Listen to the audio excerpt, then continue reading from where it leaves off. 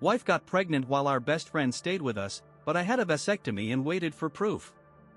My name's Mike, and let me tell you about the worst couple of years I've had, where my world got turned upside down by the two people I trusted most, my wife, Sarah, and my best buddy, Tom. I'm just a regular guy, grew up in a small town, played football in high school, not a star or anything, just good enough to have some fun. Me and Tom go way back, like brothers, meeting in middle school, getting into trouble together, chasing girls, you know how it is. We stuck close through the years, went to the same community college, took criminal justice classes, and both ended up as cops, working at the same station, always having each other's backs. We were tight, stood up at each other's weddings, cracked beers at barbecues, the whole deal. My first marriage was to Jenny, my high school sweetheart. She was the kind of girl everybody liked, smart, sweet, daughter of a local preacher. We got hitched young, at 20, full of big dreams. We had our daughter, Emily, when I was 21, and our son, Jake, 3 years later. There was a miscarriage in between that hit us hard, but we got through it. After Jake, we decided 2 kids were enough, so I went and got a vasectomy. Didn't make a big deal out of it, just went to the doctor during a lunch break, got it done, and was back at work like nothing happened. Nobody needed to know, not even my folks. Things with Jenny didn't last, though. We loved each other, but life pulled us apart. She started this cleaning business, organizing people's houses, and it took off, kept her busy. I was working long shifts, getting sent across the state to train new cops, and we just drifted. No fighting, no drama, just 2 people growing in different directions. We split up friendly like, stayed close for the kids, still do holidays together sometimes. Jenny's a great mom, and we're still pals, no bad blood. That's when Sarah came into my life. I met her a bit after the divorce, when I was working a beat and she was a 911 operator. She's a few years older than me, tough job, high stress, but she handled it like a pro. After a couple years, she quit to become a hairdresser, which she loves.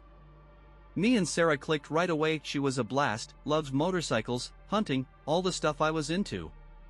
She'd ride with me on my Harley, go camping, shoot guns at the range, like one of the guys, but, you know, a woman. She was wild, fun, and didn't want kids, which was perfect since I couldn't have any more. I never told her about the vasectomy, not proud of that, but it never came up, and she seemed happy being a stepmom to Emily and Jake. She wasn't big on marriage either, real laid back, but after a while, I knew I wanted her forever. I proposed, and we had this small wedding in our backyard, just a fire pit, some burgers, and our closest friends. It was us, simple and right. Sarah got along great with Jenny too, which made things easy. They'd go shopping or grab coffee sometimes, no weirdness. Life was good, or so I thought. Then Tom's life fell apart. He'd been married to Lisa, and we all hung out a lot, camping trips, big Thanksgiving dinners, you name it. Me, Sarah, Tom, Lisa, Jenny sometimes, we were a crew. But Tom and Lisa's marriage hit the rocks. She wanted to move back to her folks' place out east, take their kids with her. Tom fought it, but she left anyway, took the kids, and it broke him. He was a mess, had to sell their house, so we let him crash with us for a bit. Just till you get back on your feet, I told him. That bit turned into months, and it started wearing on us. Sarah had this idea to fix up the garage into a little apartment for him, give us some space. I wasn't thrilled, but Tom was my brother, so I went along. He helped build it, made it his own, and it was better than him being in the house all the time. Still, it bugged me a little, him being so close. Things started feeling off with Sarah. She and Tom were home a lot together since my shifts were all over the place and her hairdressing gigs were flexible. At first, I figured she was just being nice, keeping him company since he was down. But then I'd text her, ask how her day's going, and she'd say, "Oh, me and Tom grabbed lunch, or we're running errands." Okay, fine, but it kept happening, movies, concerts, stuff I wasn't invited to. I'd come home and notice little things, like Tom touching her shoulder when they talked, or her laughing too hard at his jokes, grabbing his arm. She'd make his plate at dinner before mine, always talking about him. Tom said this, Tom did that. It got under my skin. They'd text late at night, her giggling at her phone while I'm lying next to her, trying to get close, maybe rub her back, but she'd brush me off, too busy messaging him. I'd roll over, pretend to sleep, but it ate at me. Then Tom started giving her gifts, fancy bath soaps, candles, even this massage oil. I noticed the oil bottle was open one day, used, but I hadn't touched it. I smelled that same oil on Tom once or twice, and my gut twisted, but I kept quiet, just watching, waiting. One night, we're in bed, and out of nowhere, Sarah says, "I think I want a kid." I'm floored. What? We said no kids, I remind her. She gets pushy, says she's been thinking about it, doesn't want to miss out before she's too old. I try to stall, say it's a big deal, needs time to talk about. She gets mad, says I'm shutting her down, treating her like a kid. I'm thinking, I can't have kids, but I don't tell her about the vasectomy, didn't have the guts right then. She storms out of the room, and I'm left wondering why she's flipping like this now. Something's fishy. Next morning, I play along, tell her I'm all in for trying for a baby. She's over the moon, and we get to it, like, a bunch that day. A week later, she hands me a box with a pregnancy test positive. I'm gut punched. No way it's mine. I'm no doctor, but I'm pretty sure you can't know that fast, right? I act happy, but my head's spinning. I know it's gotta be Tom's. I start keeping a closer eye on them. We agreed to keep the pregnancy quiet, but one day, I catch Tom brush her stomach, real gentle, when he thinks I'm not looking. That's it, confirmation in my mind. A few weeks later, she's got a doctor's appointment to check on the baby. She says Tom's gonna drive her since he's got errands nearby. I shut that down, say I'm taking time off, I'm the dad, I want to be there. She hesitates but agrees. At the appointment, the doctor asks when she thinks she got pregnant. Sarah gives the date we tried, but the ultrasound shows she's 12 weeks along way before that. Doctor calls it a miracle. Sarah plays shocked, but I know she's lying. I keep up the excited act so she doesn't suspect I'm onto her. That night, we're together again, and I'm just going through the motions, planning my next move. I've got a day off coming up, and I know Sarah's got an early job doing hair for a wedding. Tom's working too. Perfect chance to act. I pack up all her stuff, clothes, shoes, everything loaded into our trailer, and park it on the street. I grab Tom's stuff from the garage apartment, toss it in too, and slap a big lock on the trailer. I change the house locks and the garage code. Sarah gets home first, sees the trailer, tries to get in, but she's locked out. She's banging on the door, yelling. I talk to her through the doorbell camera, tell her we're done, I know the baby's not mine. She's screaming, calling me crazy, saying it's mine, making a scene while the neighbors peek out their windows. I say, it's Tom's, and I know it because I had a vasectomy. Her face goes white, bags drop, she's stammering, trying to explain. I cut her off, tell her to take the trailer and go. Tom shows up in his cop car, sees the locked garage, tells me I'm nuts, says it can't be his kid. I say I'll believe it when I see a DNA test.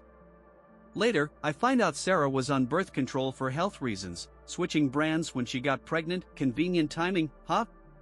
She also had this thing about not liking, well, the messy part of sex, so we were careful, which is why she never got pregnant by me before. Didn't matter, she was sneaking around with Tom.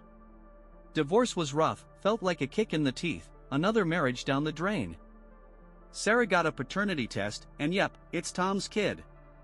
He knew the whole time, thought he could play it cool, live in my garage, and raise his kid on the sly. A friend at the station pulled some strings, got Tom sent to a nowhere town up north. Sarah followed him, probably thinking she could keep the lie going if I hadn't figured it out. My vasectomy saved me from raising a kid that wasn't mine. Jenny's been a rock, calling every day, checking on me. I'm focusing on Emily and Jake, trying to be a good dad, picking up the pieces.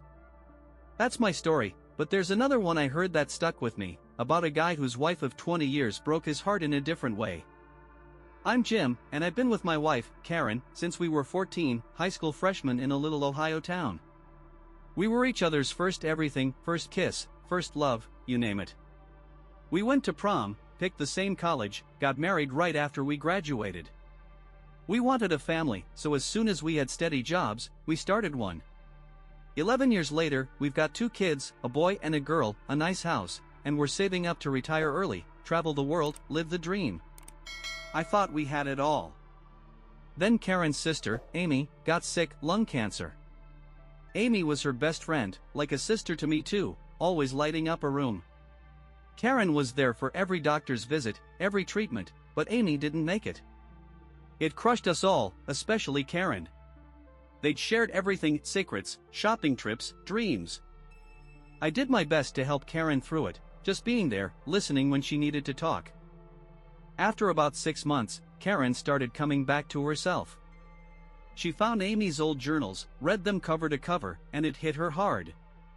Amy wrote about regrets, things she never got to do, and Karen took it as a sign to live bigger, not waste a day. She wanted to travel, try new stuff, make every moment count. I was all for it, been working 60-hour weeks for years so we could have that life someday. Karen threw herself into it, took up pottery because she always liked artsy stuff, started rock climbing to push herself, even booked a bungee jump for her and our son. I was proud, thought she was healing. But one night, after climbing, she seemed off, not her usual excited self. After the kids went to bed, we sat out back with some wine, looking at the stars. She got quiet, then dropped a bomb, asked if we could each have a hall pass, a one-time deal to sleep with someone else. I was stunned. 20 years together, and now this? I asked why, and she said she loved me but wondered what she missed out on, only ever being with me. She tried to soften it, but it cut deep. I told her no way, I wasn't okay with it, didn't want anyone else, didn't want her with anyone else. Before we went inside, I asked if there was someone specific. She admitted there was a guy at the climbing gym, flirty, asked her for drinks. Said she turned him down, told him she was married, but it left me uneasy. Took me days to shake it off, but I let it go, thought we moved past it. Then she signed up for an outdoor climbing class, said she'd be gone early one Saturday. Our daughter's been sneaky lately, fibbing about where she's at, so we make her keep her Snapchat location on. That afternoon, I checked it to make sure she was at her friend's like she said. She was fine, but Karen's location popped up in the city, at a bar, not the park she told me about. My stomach dropped. I remembered that climbing guy, the drink invite. Tried to tell myself it was nothing, maybe just her and some climbers hanging out, but I couldn't shake it. The bar was a 15-minute walk from our house, so I leashed up the dog and went. Kept checking her location to make sure she was still there. Got to the bar, looked through the window, and there's Karen with a guy, leaning close, smiling big, holding hands across the table. Not proof of cheating, but it screamed trouble. I walked home before she saw me, mind racing, confront her or dig deeper. She got home, went straight to the shower, saying she was sweaty from climbing. I tried to talk, but she dodged me. Her gym bag was by the bed, phone inside. I grabbed it, searched her texts for the bar's name, and found a thread with a random number. Started a week before the hall pass talk, flirty messages, photos, plans to meet at that bar, even a lie they cooked up for me and the guy's partner. I checked the climbing gym's social media, found him in a tagged photo. Guy's married, got a newborn. I was sick, betrayed after 20 years. Last message had a restaurant name, date, and time for a week later. I spent that week planning. Figured the guy's wife deserved to know too. On the restaurant day, I sent her a dozen roses with a card saying to meet there, hoping she'd think it was from him. I waited outside, saw her go in, followed. We both saw them holding hands at a table. She stormed over, yelling at her husband. Karen saw me, tried to say it wasn't what it looked like, but I asked about the texts, and she froze. Told her we were done, I'd see her in court. Divorce took 8 months, fought over custody mostly. Ended up with joint custody, I kept the house, no alimony for her. Her guy got divorced too, stuck with child support and alimony. We're finally done, but I'm lost, 20 years with one woman, and she burned me. Don't know how to start over, but I'm trying, one day at a time.